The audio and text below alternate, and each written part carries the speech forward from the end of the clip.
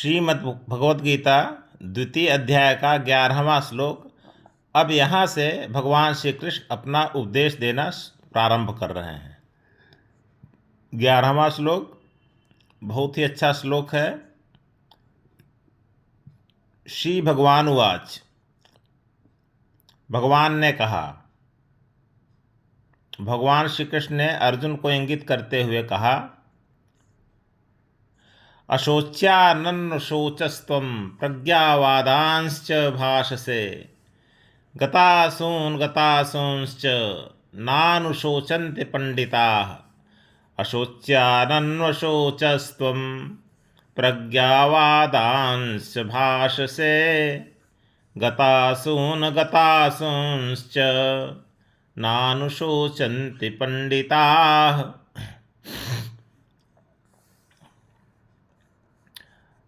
अशोच्यान धन, अन्वशोचः धन त्वम, अलग अलग संधि विच्छेद कर दें शब्द का। अशोच्यान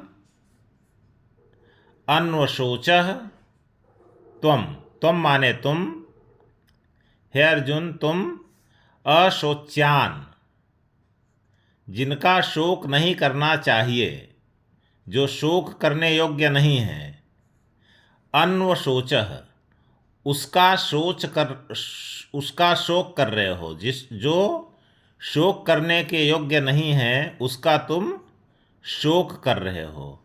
जो अशोच्यान है, शोक करने योग्य नहीं है, अन्वशोचः उसका शोक कर रहे हो।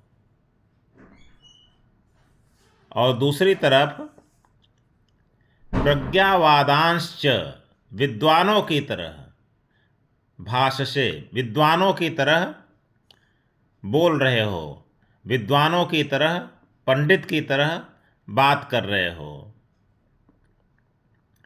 तो दो बातें कह रहे हैं अर्जुन।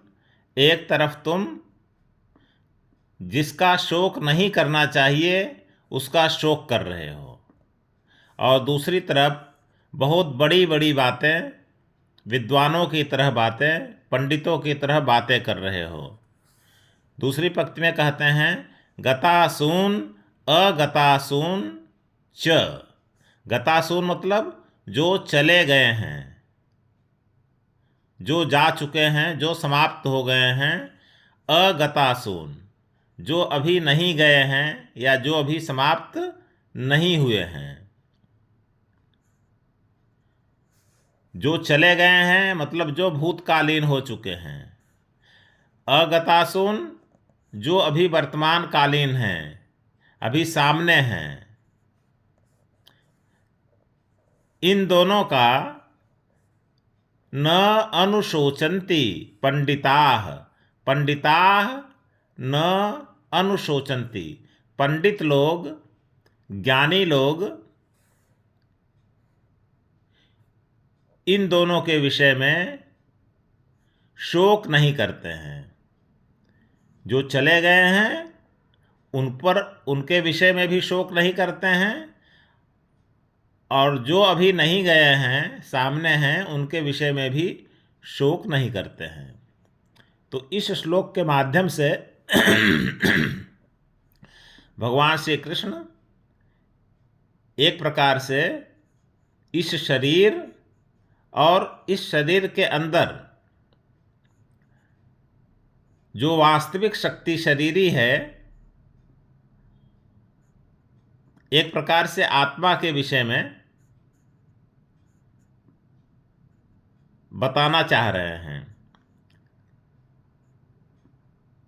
तो शरीर के विषय में भी शोक नहीं करना चाहिए, क्योंकि यह शरीर नाशवान होता है। प्रतिदिन प्रतिक्षण शरीर का क्षय होता रहता है, और शरीर नहीं, संसार की कोई भी जड़ वस्तु हुई उसका प्रतिक्षण नाश होता रहता है, और एक दिन आकर पूरी तरह से वो समाप्त हो जाता है। तो जो शरीर अंत में समाप्त ही हो जाता है, समाप्त होना जिसका सत्य है, उसके बारे में शोक करने से क्या लाभ। जो सत्य है उसको सत्य समझना चाहिए। उसके बारे में कोई शोक, कोई दुख करने से कोई लाभ नहीं। इसी प्रकार से इस शरीर के अंदर जो एक तत्व है जिसको आत्मा कहते हैं, अभी आगे के श्लोकों में आएगा, वह तो सनातन सत्य है। वह न कभी समाप्त हुआ था,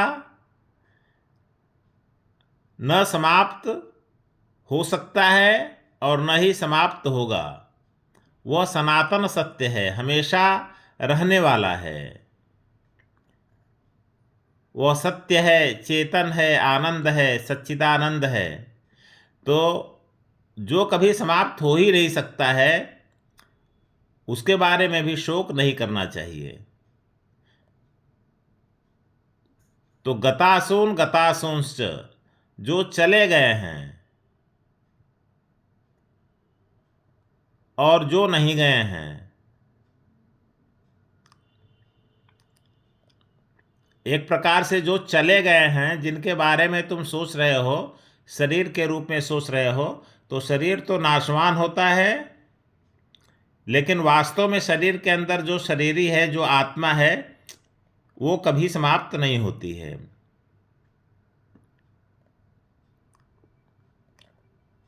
तो उसके विषय में शोक तुम्हें नहीं करना चाहिए। जो लोग जा चुके हैं और जो लोग नहीं गए हैं, वो तो सामने हैं ही, उनके विषय में भी शोक नहीं करना चाहिए। तो यहाँ पर 11वां श्लोक समाप्त हुआ।